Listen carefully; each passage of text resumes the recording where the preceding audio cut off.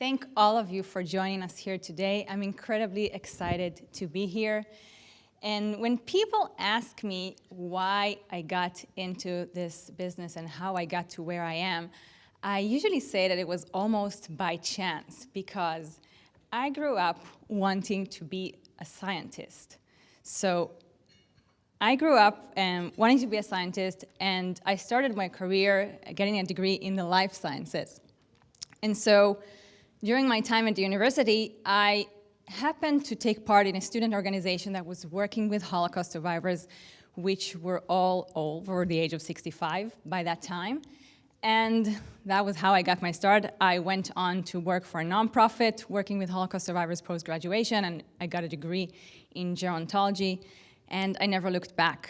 The feeling of waking up every day, feeling that I'm making a positive impact on this world was truly addictive.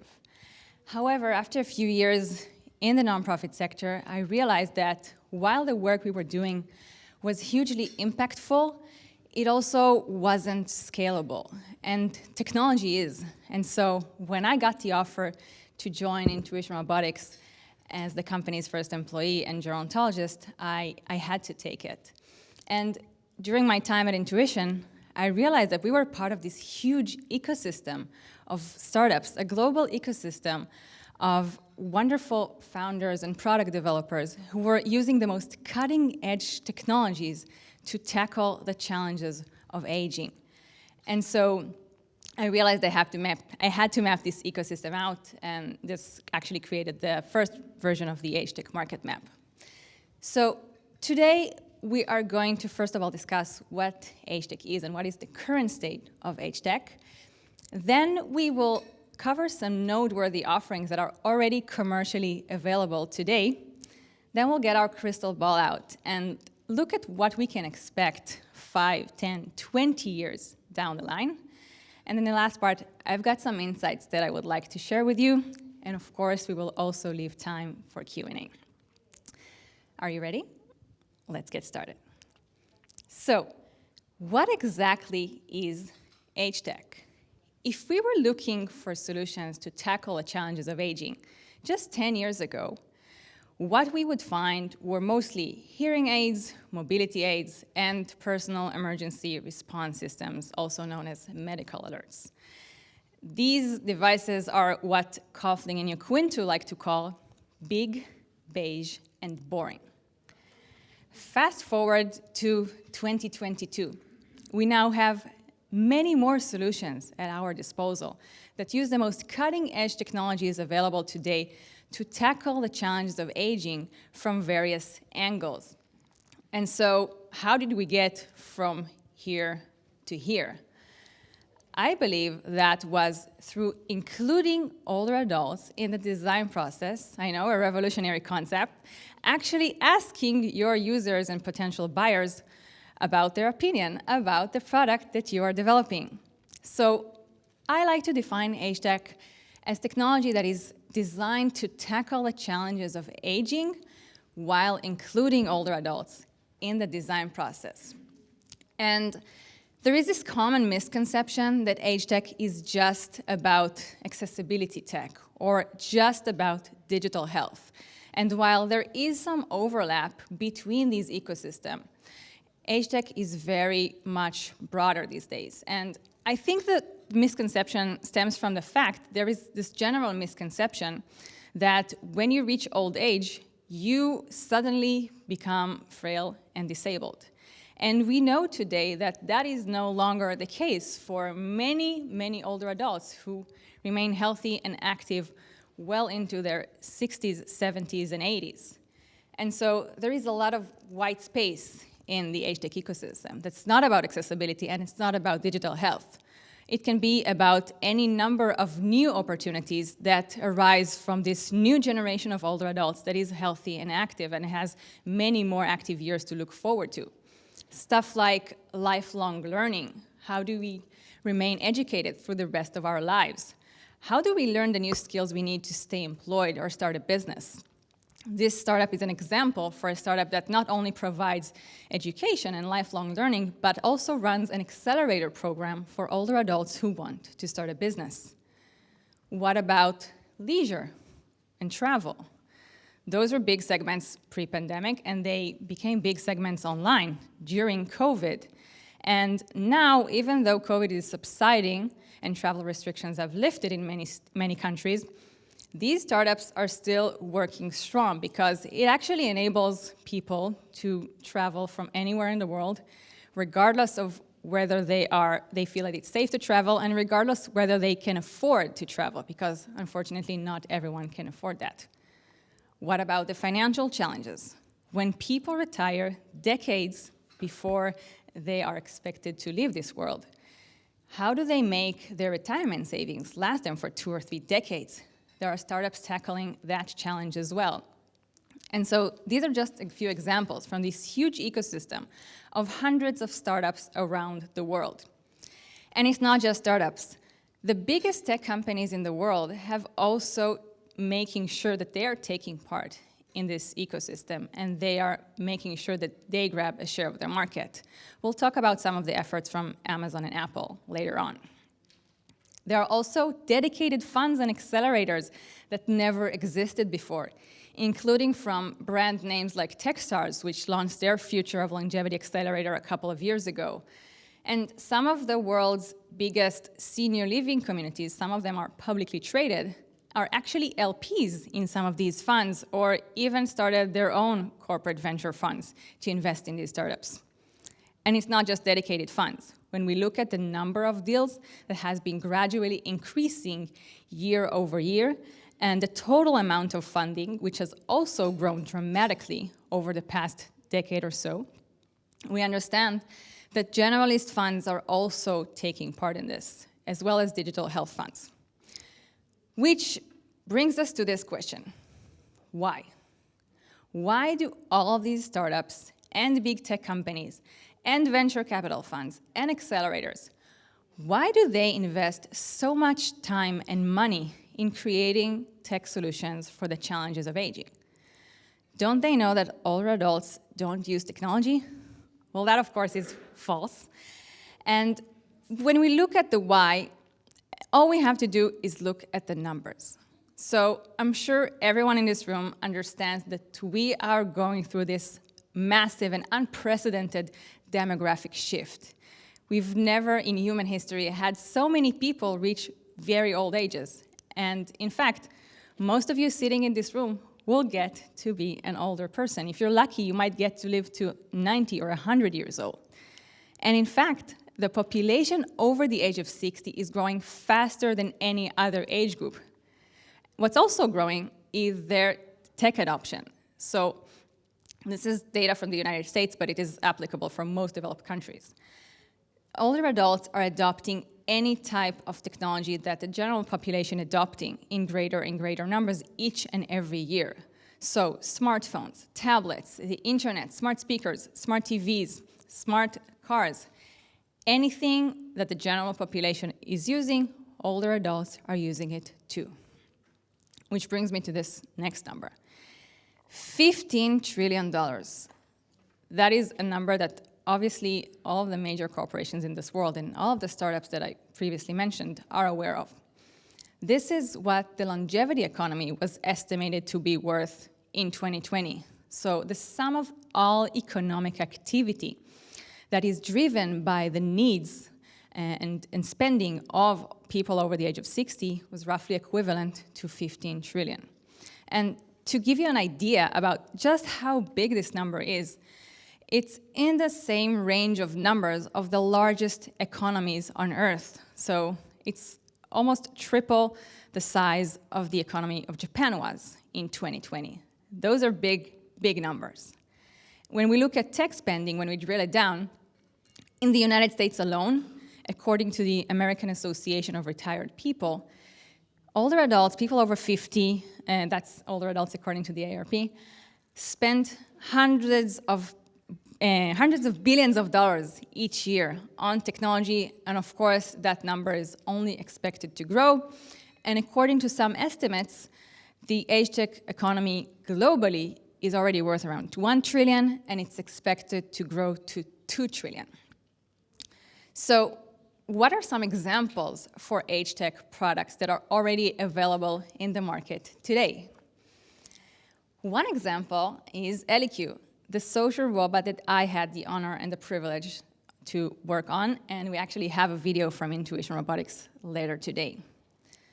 Another example is smart speakers and displays that were created by some of the world's biggest tech companies, specifically Google and Amazon. So Google has a simplified version of their smart displays that they have distributed in senior living, and Amazon recently launched their Alexa Together subscription service, which allows not just the older adult to use their Alexa device and get all the benefits that they can get from it, but it also allows the family caregiver to provide remote support to their older loved one through their Alexa device. So they can send notifications and reminders, they can initiate phone calls, they can be let known if their older loved one didn't communicate with Alexa, perhaps something went wrong. Of course, all of that is depending on the user's permission.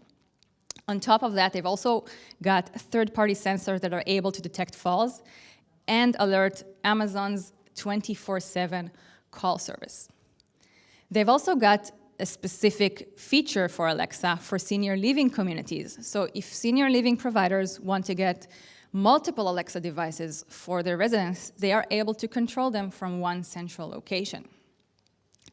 Apple is also a big tech company that is really working in this space.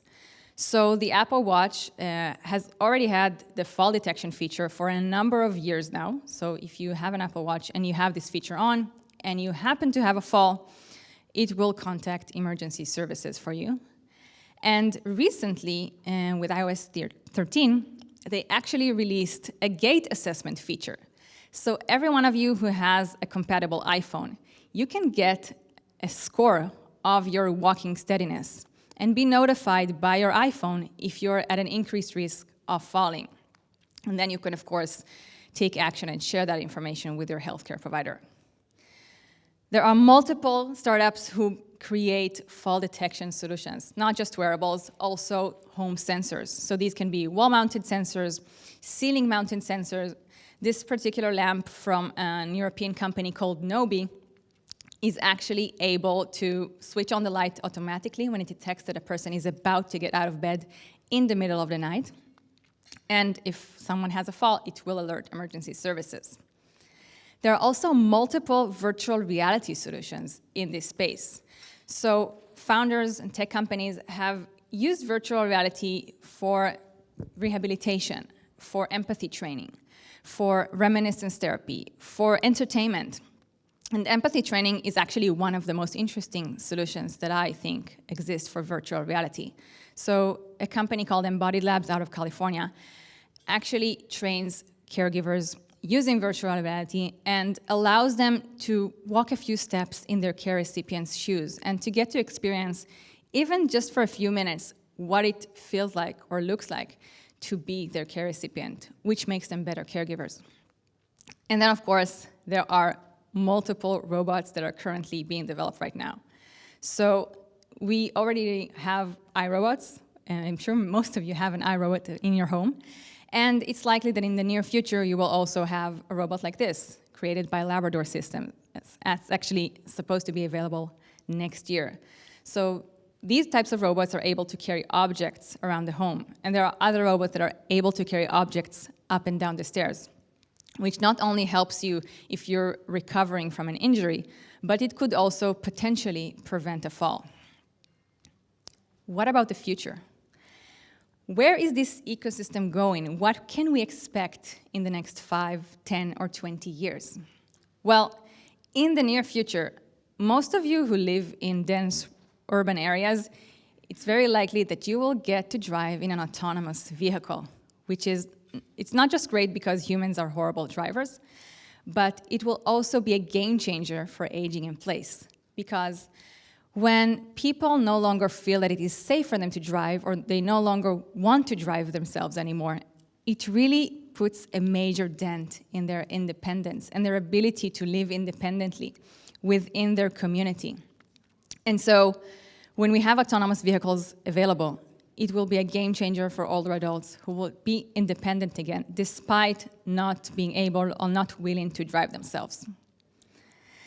The metaverse is another huge game changer. For what? I think it will be a huge game changer for loneliness and social isolation, which is one of the big challenges we haven't yet managed to solve. So right now, if we have older loved ones or even friends who live far away, the best proxy for a face-to-face meeting is Zoom, which after 2.5 years of pandemic, we know is not good enough. What if we would each have a holodeck in our home, and when I want to have dinner with my grandmother, who lives 200 kilometers away, I will go into my holodeck, and she will go into her holodeck, and we would have dinner together, and it would feel as if we're in the same room. How amazing would that be? And the last but not least is our home. The home is where we spend most of our time, right? So we already have all types of sensors that we can mount on the walls and we can wear on our bodies. It's very likely that many of these sensors will be embedded in our homes, in the walls. So our home will be able to sense what we need and provide us with what we need when we need it, using robots and using automated systems. I fully expect to have a robotic caregiver by the time I'm older. Not just because I probably won't have enough children to help me, but also because the way that the demographic trend is going and the care shortage is going, I might not be able to buy the help I need. And the last segment of this talk, I want to talk a little bit about what I've learned in this ecosystem, being an outsider, looking in it when I write about it, and also as being an insider in some of these tech startups.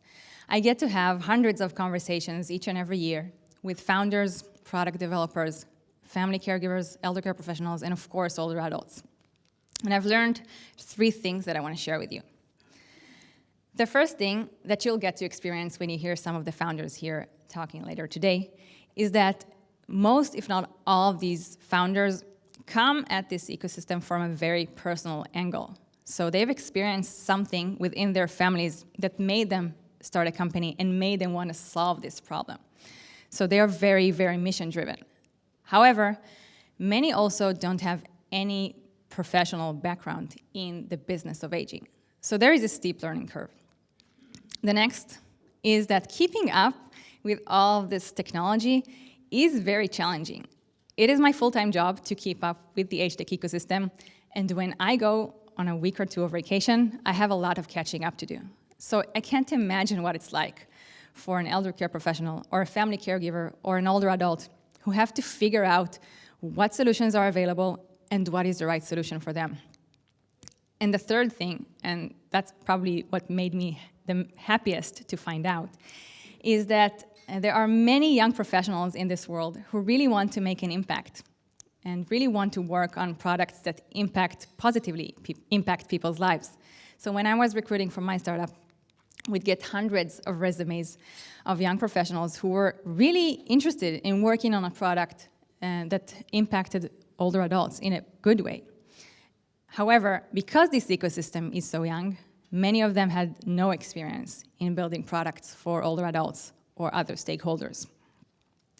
Again, a steep learning curve. So in 2021, I did 2 things. The first was launch the AgeTech Academy as an online global resource for founders, product developers, elder care professionals, and others who wanted to deepen their understanding of this ecosystem. And the second was that I partnered with Shenkar College for Design and Engineering, which is a leading college in Israel, in which we, through AgeLabIL, educate undergraduate students for design, engineering, and art about aging and age tech for the purpose of them not necessarily starting their own company, but being the person in the room when they work on a product for the general population, being the person that asks, does this bring joy to older users? Is this usable for older users? Does this bring value to their lives? And if not, we need to start over. Thank you so much for being here today. Thank you so much for the Carter J. Moran Group for inviting me. I invite you all to connect with me on social media or to reach out to me via email.